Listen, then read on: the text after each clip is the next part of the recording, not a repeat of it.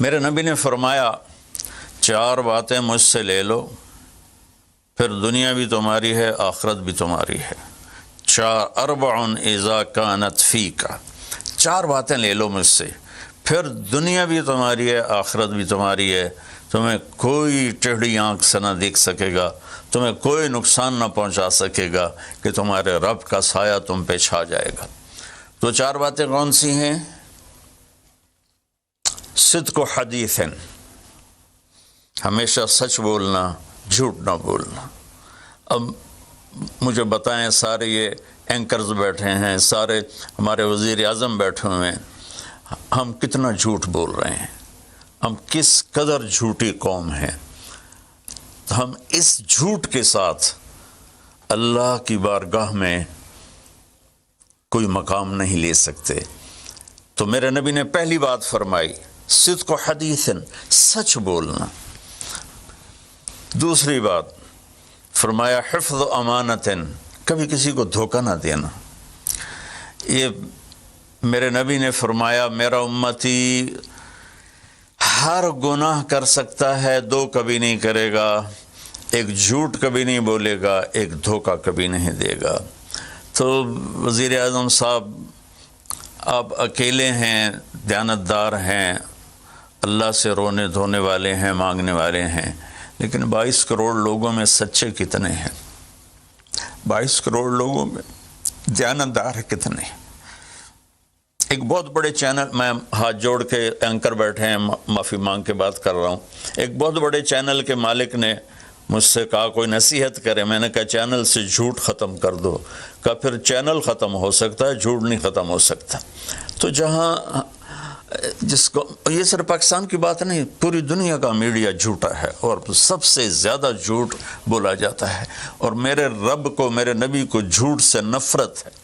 میرے نبی نے فرمایا پیاز کھا کے مسجد میں مت آؤ کہ فرشتوں کو تکلیف ہوتی ہے، بو ہوتی ہے، لیکن میرے نبی نے فرمایا جب کوئی مرد عورت جھوٹ بولتا ہے تو فرشتے اس کے منہ کی بدبو سے 3 میل دور بھاگ جاتے۔ تو جھوٹ اور خیانت کے ساتھ ہم کسی آفت کا مقابلہ نہیں کر سکتے۔ آپ نے فرمایا صدق و حدیث، حفظ و امانت، سچ بولنا چاہے جان چلی جائے، اور دھوکہ نہ دینا۔ مسلمان کسی کو دھوکہ نہیں دیتا ہے۔ تیسرا فرمایا حسن و خلیقت، اپنے اخلاق اچھے کرنا، اور اخلاق کا سب سے اونچا مقام حیا ہے۔ اب میں کیسے بات کروں؟ میرے دیس میں حیا کو کس نے تار تار کیا؟ میرے دیس کی بیٹیوں کو کون نچا رہا ہے؟ ان کے کپڑے لباس مختصر کون کروا رہا ہے؟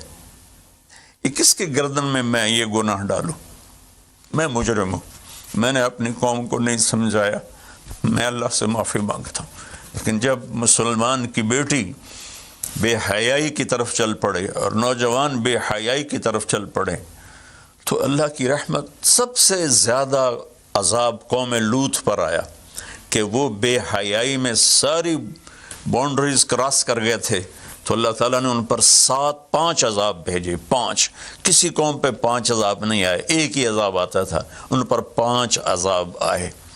تو تیسری بات میرے نبی نے فرمائی ہے کہ حیا والے بنو، حیا والے بنو۔